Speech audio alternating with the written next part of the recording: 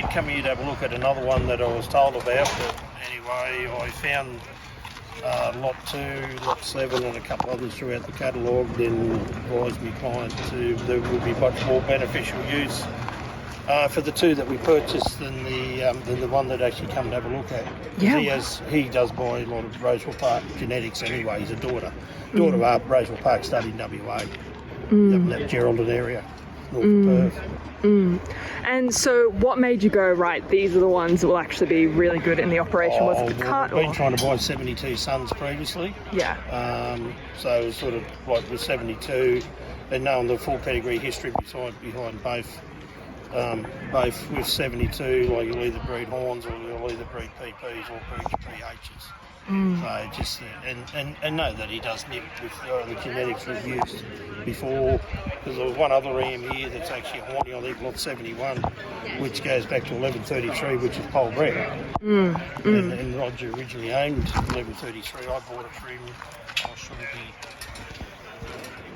It might be 6 or 8 years ago. Bought him as a ram lamb for him in Dublin. Yeah, wow. And then he sold him back to Matthew again. So he's done it for wool.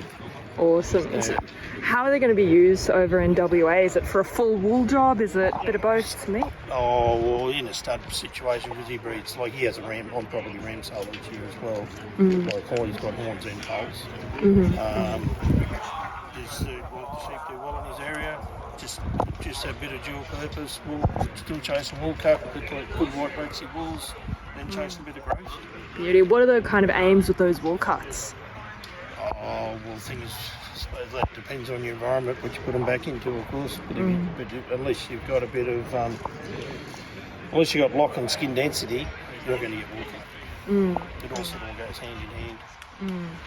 And just the coverage, and they're just uncomplicated.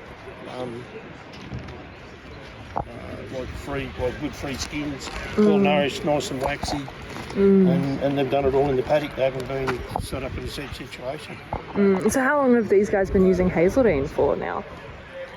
Never bought it before, first time. First time? Yeah. First time, top price, all the way over to WA. When I found these, then I went for a walk right through the catalogue to see how many others were through the catalogue and what they were breeding. And that's why then, like, you only ever see 2, or like they're only, then talking head, they talk about using this again, like using 72 again, in another AI program next time round again, because they're breeding pretty well.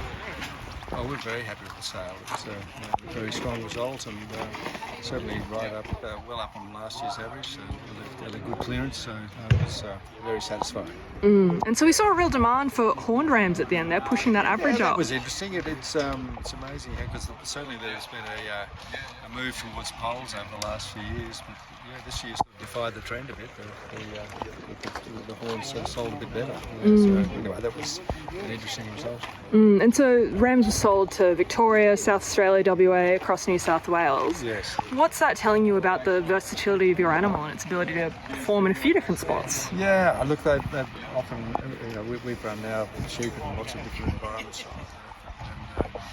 And it just proves that the merinos are a remarkably adaptable animal, really. And it sort of defies a lot of the old thoughts that you had to run specific types in specific areas, but you really don't.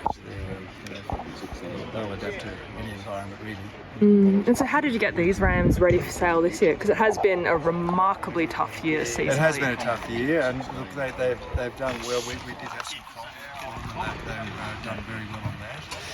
And merinos like it dry, as long as the nutrition's there. And we haven't had to artificially feed them or anything. They've done well on crops and pasture, but so it's but the dry weather suits them really.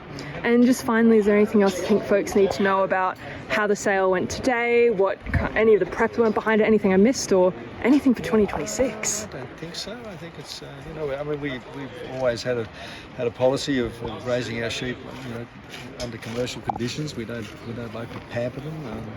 They're well fed on good crops and pasture, but we don't like to do anything more than that. There's some sheep at similar ages you'll find that are could be another 20 or 30 kilos heavier, but this is how they are. They do it on their own, and that's how it should be.